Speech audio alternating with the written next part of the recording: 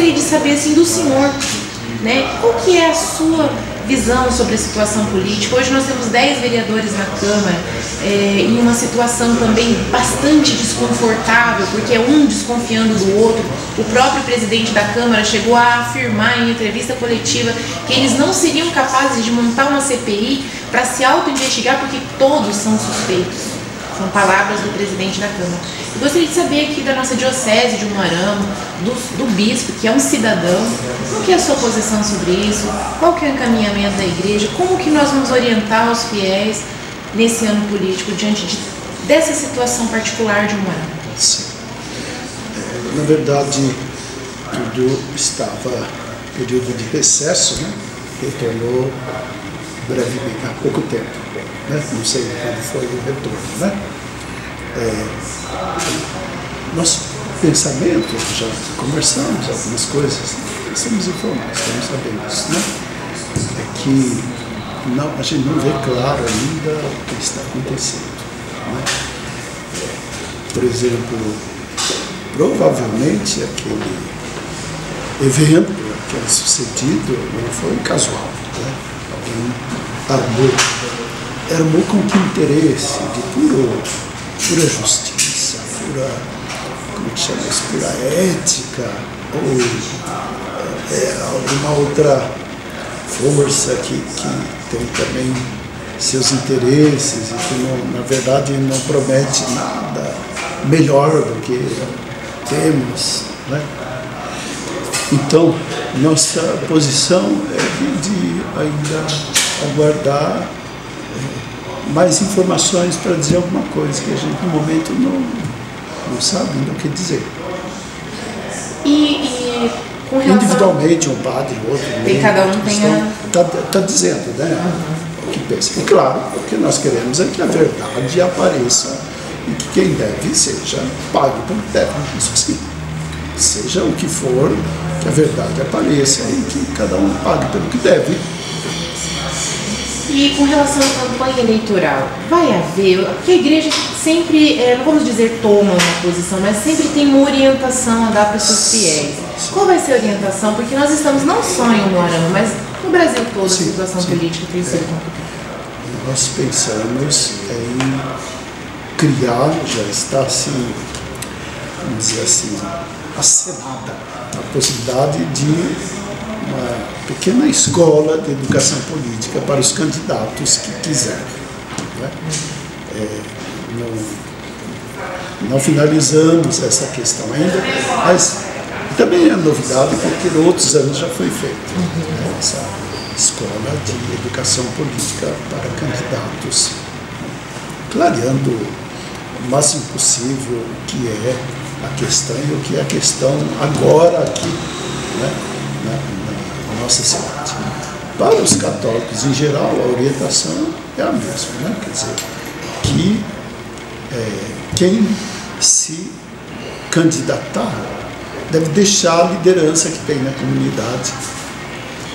O pensamento é assim, que política é uma vocação, é um jeito, é um jogo de cintura, assim.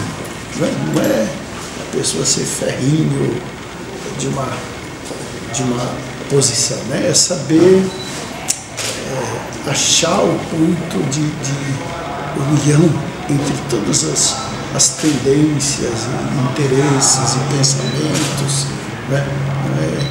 Assim, tem que ter jogo de coluna. Uma pessoa pode ser ótima na comunidade, serviçal, capaz de atos de gratuidade, gentil, etc. E não se dá bem na política, né? Porque política é outra coisa. Eu brinco falando assim, criança ali no colo da mãe, chorando, a mãe não entuxa pano na boca dela, cala a boca, entuxa pano, não, a mãe negocia, quietinho, balança, faz algum som com a boca, aquilo já é política, está negociando com a criança para ela... A política é negociação, e a igreja? Mas a igreja tem que ficar na política, que é negociação, então não é ferrinho, posição fixa, é jogo de cintura. Capacidade de pegar o movimento e imprimir uma direção boa, de justiça, de real serviço à comunidade, né? Não é preto no branco, não é preto no branco. Essa capacidade de perceber um ponto de encontro. O senhor acha que vai haver mudanças? Aqui? Aqui no Brasil também. Não. Em Umarama, sim, porque o prefeito completa seu tempo, né? Se certamente vai ser outro. Quem exatamente? Não sei também, né? Eu digo assim, mudanças do ponto de vista psicológico, do ponto de vista eleitoral. O senhor acredita que está acontecendo uma mudança no povo, no pensamento? É lenta, mas eu penso que sim. E a igreja tem feito parte disso há muitos anos, né? O povo vai amadurecendo, né? Se aprende a votar, votando e quebrando a cara, errando, vai dizer, olha, não podemos votar naquele que imediatamente oferece um sanduíche, um par de sapato, porque depois ele tira muito mais do que isso de nós. Não podemos votar nesse. Então, no qual?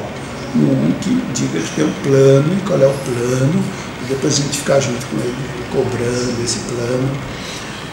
Eu acho assim, olha, antigamente você levava a criança na escola, entregava para o diretor e dizia, meu filho está na idade de aula, forme meu filho. Hoje não, a escola tem que envolver a família, senão não tem efeito. Não consegue educar se a família não estiver junto, não participar. Catequese é a mesma coisa, entende? O pai chegava numa igreja, entregava para o padre e dizia, olha, meu filho está na idade de catequese, eu trouxe aqui para o senhor a catequese para ele. E lá ficava. Hoje não.